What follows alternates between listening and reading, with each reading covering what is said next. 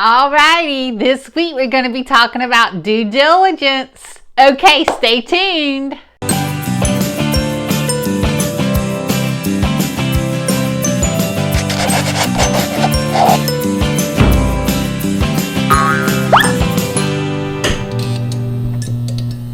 Welcome back to my channel. I'm Dawn Sanders. I'm a realtor with Keller Realty in beautiful Savannah, Georgia. Okay, guys, today we're going to be talking about due diligence in a real estate transaction. What that simply is a period of time that you can inspect everything. After you've put down your earnest money, and again, earnest money is saying I'm serious about this offer and I want to put my money where my mouth is. So after you put down your earnest money and everyone's accepted everything, then according to the contract that you've negotiated, you'll have a due diligence period.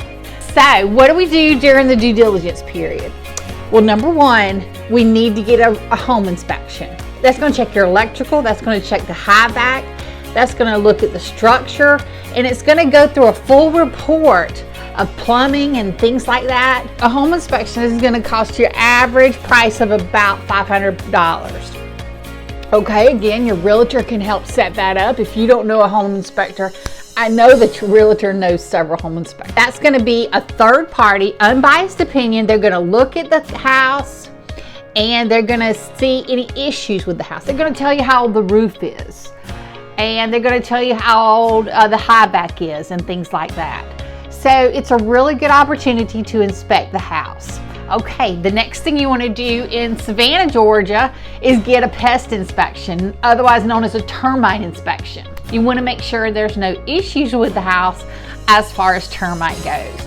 Okay, the next really important thing is I want you to drive by the house a couple of times at different times of the day.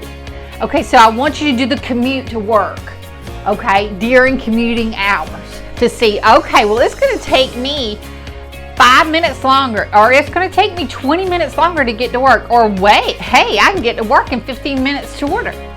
So I want you to go to work, back and forth to work, doing the commute at different times of the day. Also, I want you to drive around the neighborhood. Be familiar with the neighborhood. Make sure that you're going to be comfortable living there.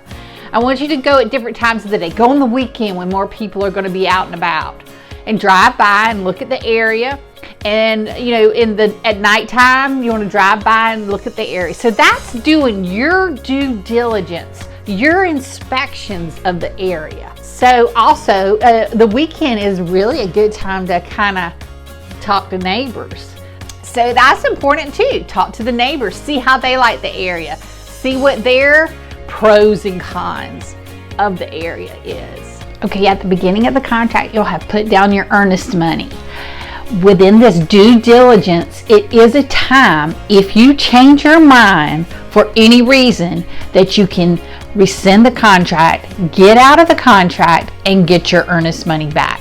It has to be within this due diligence, because other than that, you're locked into the contract. So that's your time to inspect the property and make sure that you want it. Say, for instance, the home inspection comes up with a lot of issues you didn't realize, and that's more money than you want to put into the house, and you're not sure that you want to get into this. That would be the time to rescind your offer and get your earnest money back. Other than that, your earnest money goes towards the sale of the transaction. A typical due diligence period is between 7 to 14 days. If you know that you're going to be in a tight schedule, then ask for longer.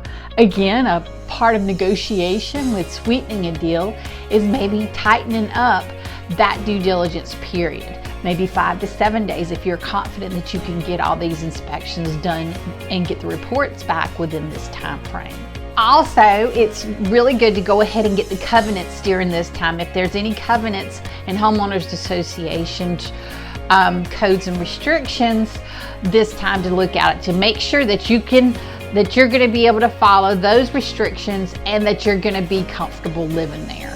So that's another good way to look at the neighborhood, is make sure that you study the homeowners covenants. Also, this is a great time to make sure about flood zones and possible flood insurance. So you can contact your insurance provider and get an estimate on that flood insurance. Alrighty, please subscribe to my channel if you haven't yet and like this video. I welcome your comments down below. Thank you so much.